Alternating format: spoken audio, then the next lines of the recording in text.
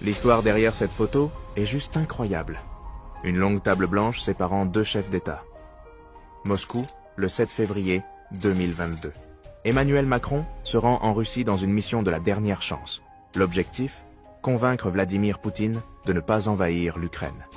Mais dès qu'il entre dans cette pièce, il comprend une chose. La mission va être plus compliquée que prévu. La scène est surréaliste.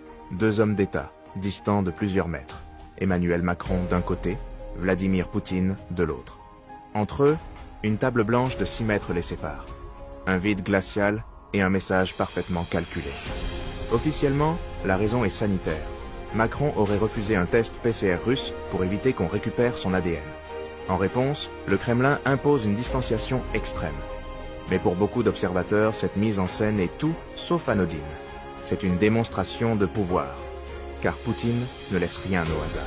Cette table, ce décor, cette distance, c'est un théâtre de domination. Une façon de dire « Je vous écoute, mais je ne vous considère pas comme un égal ».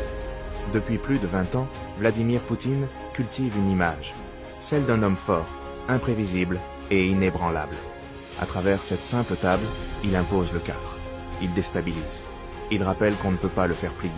C'est lui qui décide des règles du jeu. 17 jours plus tard, la Russie attaque l'Ukraine.